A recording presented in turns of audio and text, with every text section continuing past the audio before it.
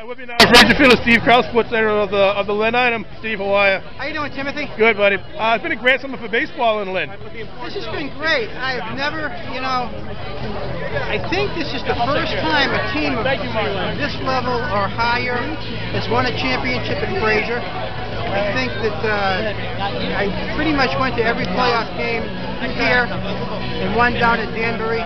The baseball is tremendous, very, very, very good. They build this as tomorrow's stars chasing their dream, and from the looks of things, there's going to be a lot of people dreaming. I think it was just a very, very good, clean series, a clean postseason, and you can see the improvement as the season wore on. It's been a great thing. Certainly.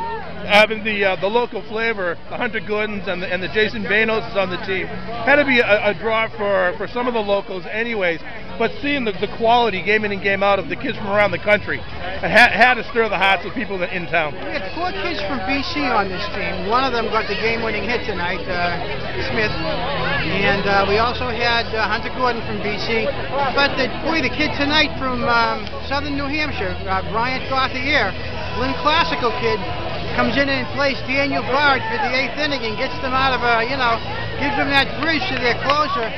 That's a big thing, and for a kid like him, that's a huge thing. And this is why this is a good league. And certainly I think the team the organization has to use it as promotion to, even increase the fan attendance, the fan base even more for next year and the years to come. Well, you hope this gives them a springboard, that they can do better things. I mean, you don't start with a full house. You have to work for it, and they have. And the baseball, I mean, boy, oh boy, oh boy. I mean, I go to a lot of baseball games. I go to a lot of high school games. I go to some Legion games, and this baseball was superb. And using the wooden bats. I mean, it harkens back to the age when we were growing up, right. And we used the wooden bats, and just the purity of the sound, and it harkens back to an older time. But what struck me is the clean way they played. Now, there was a play in the 9th inning. Leadoff hitter bunts. Third baseman comes charging in, bare hands it, throws. I mean, you don't see Krause making plays like that. I mean, obviously, your average pro might have a little bit more speed going down the line, maybe, but you know what? For what it was and the level it was just a great play. And that was his 3rd play like that of the game. Right. And Peter mentioned before about that kid's catch in center field. This game's over if that ball goes over his head. Yeah, and that was just a tremendous effort. He timed the leap absolutely perfectly, and everybody in the stadium was wondering whether or not he had the ball. Yeah. And he rolls up and he shows the glove. I mean, you could tell he has his glove up.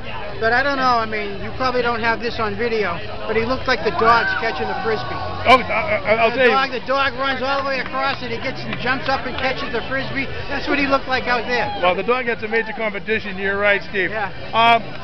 Where do you see this organization going in the next couple of years? Can they continue to grow? Will the people in Lynn in the area, come up and support it more? If they play like this, yes, absolutely. I mean, it was a pretty good, well-kept secret this year, and they got new ownership next year. Peter Delaney and Tim Haley. They're longtime friends. They know each other. They're on the same page. I think they're going to make a good team. Tim got to know a little bit about what was involved and what to do. They're very, very community conscious. They want to be good neighbors. I think they can make a go of it. I think they really can. All right, that's been Steve Krause, the sports editor of the Lynn Item. Steve, thanks for the time.